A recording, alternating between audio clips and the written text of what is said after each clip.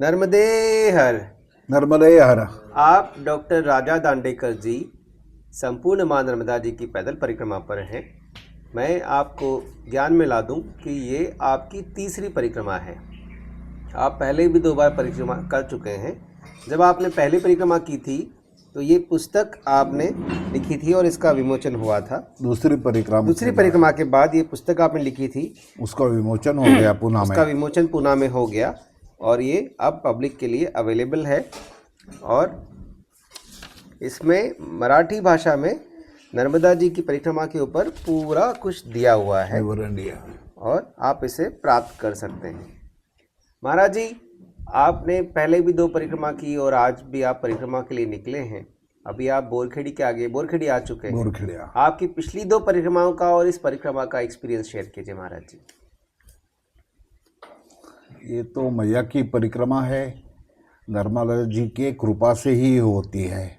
उसकी कृपा के बिना कुछ नहीं हो सकता है। सर्व समर्पण भाव से जब हम परिक्रमा उठाते हैं तभी परिक्रमा पूरी हो सकती है आप हमारी। तो वैसे ही हमने समर्पण भाव से मैया को प्रार्थना की है कि हमारी परिक्रमा जैसी भी हो वैसी पूरी करके ले।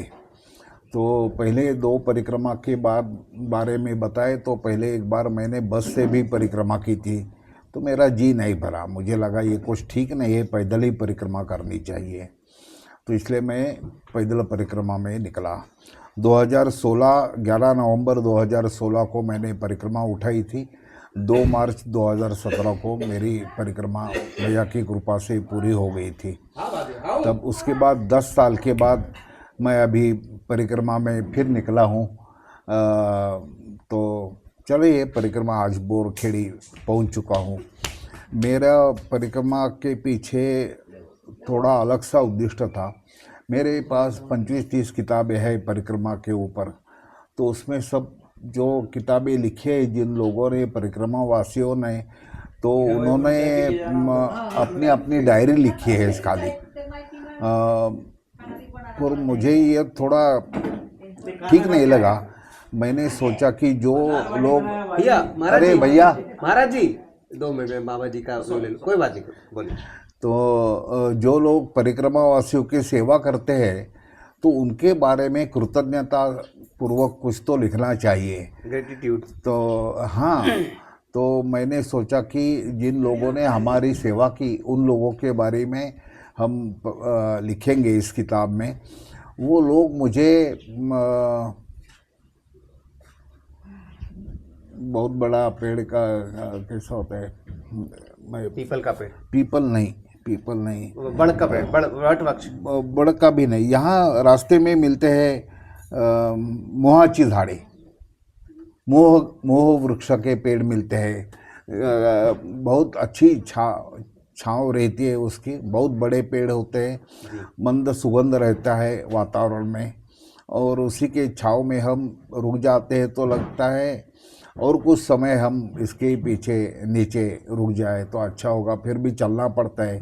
वैसे ही परिक्रमा वासियों की सेवा करने वाले ये सेवावृत्ति लोग हैं जो अपनी बहुत भारी श्रद्धा से अपनी सेवा करते हैं।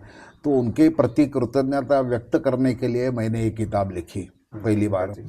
दूसरी बार मैंने सोचा कि खाली परिक्रमा करना नहीं चाहिए, क्योंकि जो जनजीवन है 4 राज्यों 8-7 गाँव के लोगों का जो जनजीवन है उसका अभ्यास होना चाहिए। इसलिए मैंने यहाँ की जनजीवन का अभ्यास करने के वास्ते मैंने यहाँ का शिक्षा कैसी है, खेती कैसी है, आरोग्य कैसा है लोगों का समाज जीवन में, महिलाओं की स्थिति क्या है परिक्रमा में रहने वाले लोगों का, और उद्योग व्यवसाय के बारे में उनकी क्या परिस्थिति है।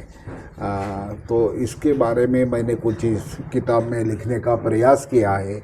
ये पर्याप्त नहीं है, वैसा भी कुछ भी लिखने में कुछ मर्यादा थी मुझे, तो इसलिए ये पर्याप्त नहीं है। और एक विचार ऐसा था कि लोग परिक्रमा करते हैं, वो लोगों को पूछते हैं क्यों परिक्रमा में निकले आप, तो बोलते हैं कि नर्मदा मैया की परिक्रमा करने की इच्छा होती ही हमें लगता है कि हमें मुक्ति मिल जाएगी, इसलिए हम परिक्रमा उठाई हमने। तो मैंने सोचा कि मेरे अकेले के मुक्ति से क्या होगा, मुझे सोचना चाहिए कि जनसामान्य की मुक्ति का विचार मुझे करना चाहिए। वो विचार है कि सामूहिक लोकोमुक्ति की साधना होनी चाहिए, मेरे खुद की मुक्ति की साधना नहीं। हाँ, सामूहिक लोकोमुक्ति की साधना ये लोक साधना है।